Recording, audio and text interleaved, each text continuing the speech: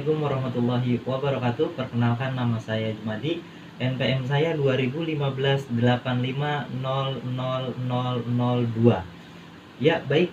Di sini saya akan sedikit menjelaskan tentang aplikasi keseimbangan dalam olahraga prestasi yang saya ketahui. Jadi, kalau seumpama ada salah-salah kata atau salah-salah penjelasan, mohon maaf ya. Jadi, sebelum masuk lebih lanjut, sedikit membahas tentang keseimbangan. Apa sih itu keseimbangan? Keseimbangan adalah kemampuan untuk mempertahankan keseimbangan tubuh kita ketika ditempatkan di berbagai posisi. Misalnya lagi tidur, lagi berdiri, lagi berjalan, dan lain sebagainya. Kita harus tetap mempertahankan posisi tubuh kita. Keseimbangan juga dapat dibagi menjadi dua kelompok. Yang pertama keseimbangan statis, dan yang kedua adalah keseimbangan dinamis, di mana keseimbangan statis ini adalah kemampuan untuk mempertahankan keseimbangan dalam keadaan tetap atau diam. Contohnya seperti berdiri dengan satu kaki, atau berdiri di atas papan keseimbangan, dan lain sebagainya. Yang kedua, sebalikannya dari keseimbangan statis. Keseimbangan dinamis adalah mempertahankan kondisi atau mempertahankan posisi keseimbangan dalam keadaan bergerak.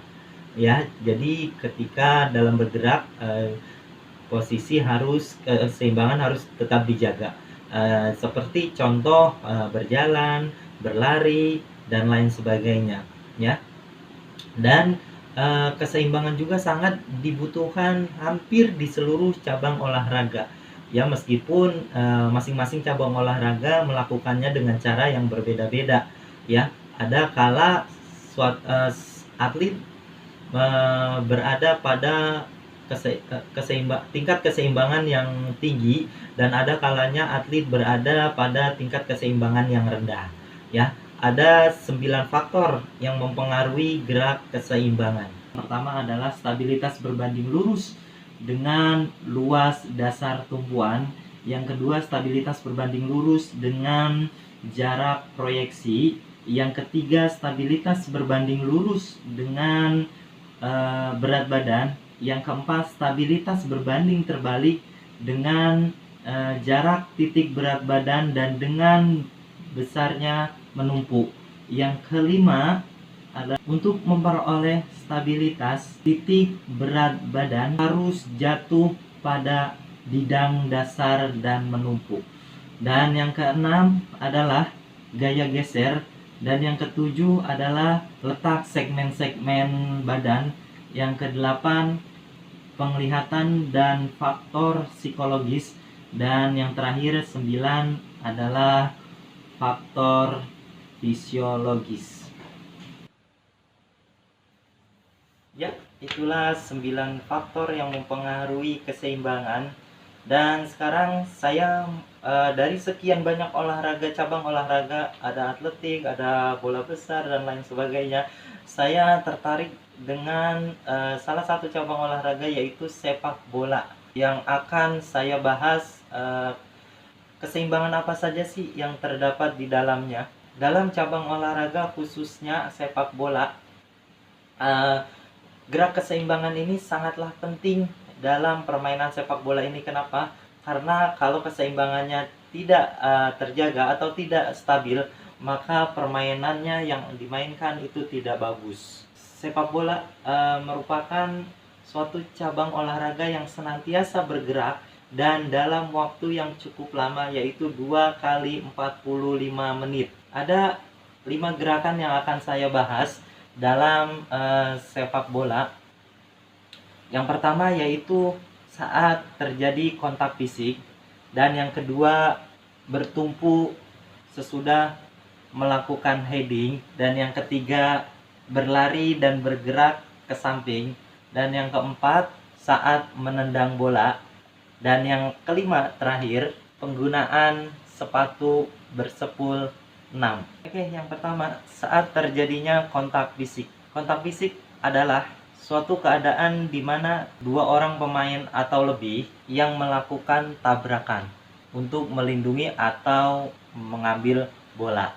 Biasanya kontak fisik ini terjadi ketika dua orang pemain tersebut sama-sama berlari ke satu arah. Karena dalam keadaan berlari, maka keseimbangan dua pemain ini sangat rendah.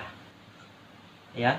Jadi teman-teman bisa mengetahui ketika seseorang sedang berlari, maka keseimbangannya itu sangat rendah dan dia mudah sekali untuk terjatuh apabila dua pemain ini tidak mampu untuk mempertahankan kondisi keseimbangannya, maka terjadi antara kontak fisik, beradu body atau berebut, maka dua pemain ini siapa yang tingkat keseimbangannya kuat, maka dia akan tetap pada posisinya berlari.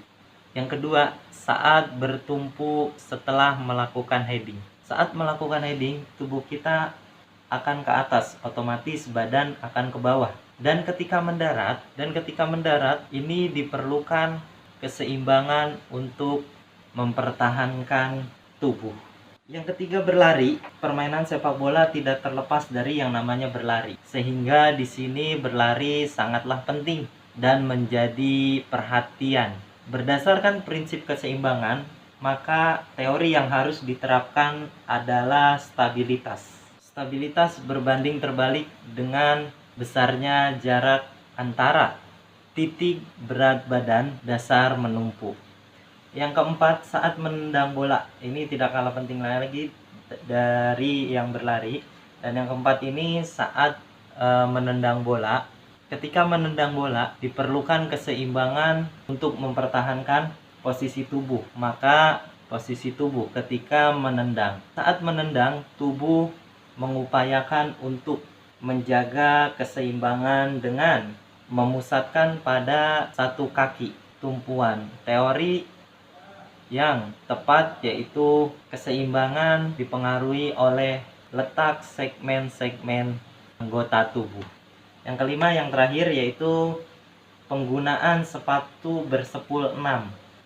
Ya, ini menjadi stabilitas juga dalam permainan sepak bola. Ketika hujan, kondisi lapangan pasti sangatlah licin. Bila menggunakan sepatu bersepul banyak, karena gaya geser semakin besar. Oleh karena itu, dengan menggunakan sepatu bersepul 6 diharapkan dapat memperbesar geseran sehingga dapat menjaga kestabilan tubuh. Ya.